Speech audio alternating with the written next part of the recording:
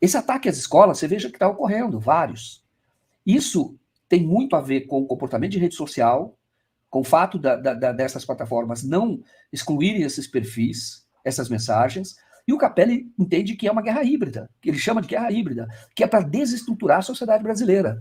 Não menosprezem isto. A rede social, a agitação que houve na rede social antes de 2013, ou durante 2013, depois de 2014, essa agitação foi, em grande parte, responsável pelo que nós vimos naquelas jornadas de junho, que era uma pauta municipal, e de repente não, foi virando. 3 dias depois virou uma pauta federal e virou um protesto contra tudo à véspera do início da Copa das Confederações, quando o Brasil estaria na vitrine mundial com os estádios, com a capacidade de organização, que se mostrou muito boa. Quem acompanha a Copa sabe que não houve nem atraso em voo. Eu mesmo fui para Brasília ver o jogo do Brasil, lá o 3º lugar naquela ocasião, mas não atrasou nada, uma organização muito grande. Mas o Brasil estaria no centro para mostrar tudo isso. É uma vitrine, Copa do Mundo, Olimpíadas, é uma vitrine. E o Brasil, justamente quando ia para essa vitrine, teve toda aquela agitação, em grande parte, na minha avaliação, ainda falta um estudo sobre isso, mas na minha avaliação, em grande parte, é incentivada pela rede social. E agora nós estamos começando a ver a mesma coisa nesses crimes que estão ocorrendo nas escolas. Nós estamos ficando muito parecido com a sociedade norte-americana. Uma parte dessa sociedade norte-americana que nós estamos replicando elementos da extrema-direita norte-americana. Então, nós estamos vendo, numa escala muito grande, os atentados às escolas, uma dimensão de ódio, de ressentimento muito forte.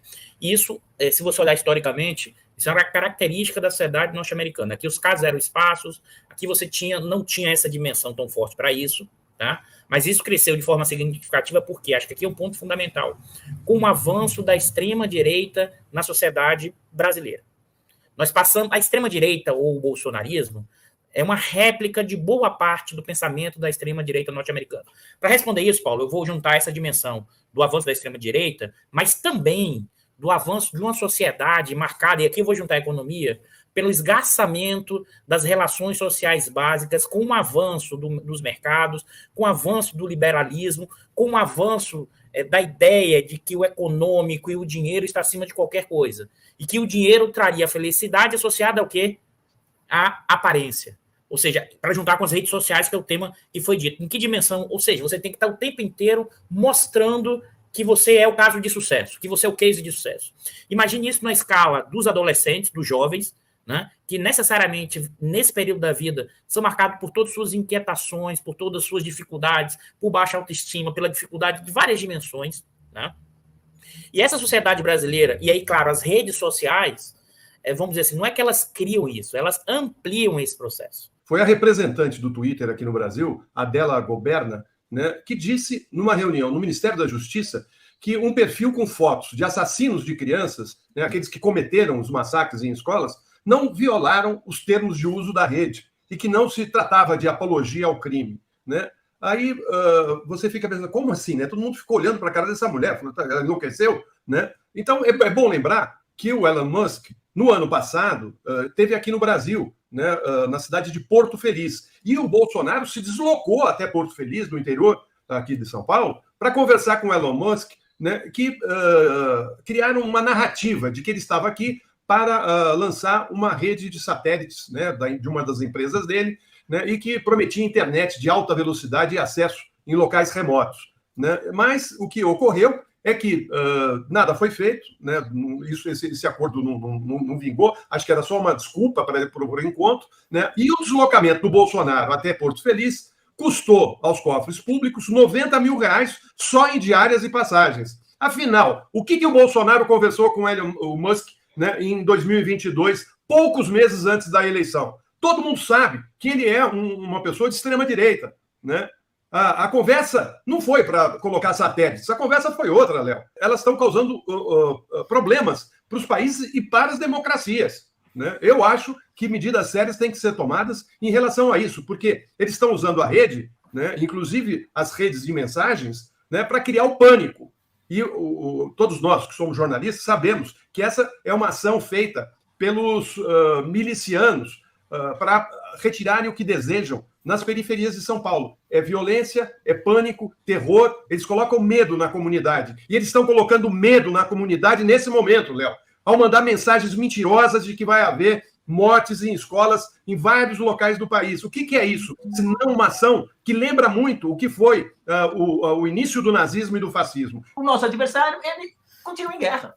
Passou a apuração, assim, agora vai continuar. E, gente, vai ser assim, porque nós temos um adversário que não tem o menor compromisso com a democracia e que está preparando, isso que o presidente falou está certíssimo, criar um ambiente fascista através do Twitter, que hoje é um instrumento de um empresário fascista que mundialmente está comprometido com a extrema-direita e que se dispõe a patrocinar a desestabilização das democracias, esse ambiente de tentar criar o pânico nas escolas, atemorizar a juventude, amedrontar os políticos, amedrontar os cidadãos. E o Ricardo Capelli falou ontem, isso é parte da guerra híbrida contra o Brasil. Ô Léo, eu vou esticar mais do que o Twitter. O Twitter vocês já falaram tudo, eu endosso tudo que falaram. O meu medo é essa guerra híbrida. É o pânico que está gerando. Eu te passei um diálogo de 2 jornalistas, hoje, num grupo do JB aqui do Rio. Uma é professora da PUC, a Patrícia, que deu palestra na ABI junto com você, no mesmo dia que você falou. A Patrícia colocou que está um pânico. Estão espalhando que vai ter atentado na PUC. E não tem nada. Não tem nada.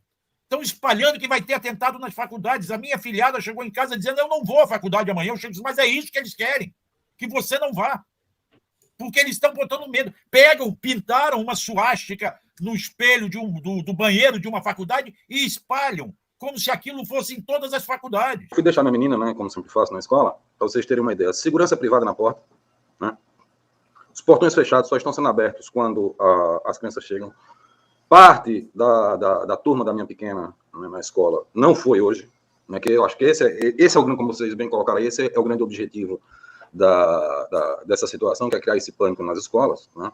E apesar das medidas adotadas, né, você ter um reforço da segurança da própria polícia militar, né, com ondas mais ostensivas e tudo mais, foi instalado o pânico. Né? Como jornalista, o pessoal também acha que a gente tem acesso a tudo, e o que eu já recebi de mensagem de pai, mãe, grupos aqui, sabe, pedindo informações sobre isso, se é seguro, se não é seguro, eu disse, olha, eu deixei lá, né? Porque se a gente se entregar à paranoia, também a gente não avança muito. E aqui em Pernambuco, a Secretaria de Defesa Social, ela já deflagrou aí uma operação, justamente seguindo o exemplo do governo federal, de monitoramento das redes, e já teria identificado alguns perfis com essas supostas ameaças. Vamos destacar que essa responsabilidade das plataformas sociais não é de hoje, né? Como bem disseram aí, a própria advogada do Twitter disse que não viu nada demais. É sinal que vai ter ataque? Não. Mas gera esse clima de pânico, que eu acho que é tudo isso que essa turma quer. O bolsonarismo vive um péssimo momento, que bom, e vive uma crise. Há um desânimo, uma depressão nos grupos de bolsonaristas, uma desorientação. E por conta da derrota nas eleições passadas, faz parte também, em certos grupos, especialmente mais ligados ao neonazismo, ao fascismo, e a certas táticas, black blocs, do tipo black blocs, anarquistas, que estavam no fundo, estão no fundo, né, Daphne, da arruaça golpista que realizaram a invasão aos 3 palácios dos poderes em Brasília, em 8 de janeiro, está, no fundo, a mesma tática, dessa tática destruidora, caótica, vandalista. Então, partes desses grupos, os mais radicais, têm um ódio imenso à sociedade brasileira. Que eles sentem que atraiu, não é?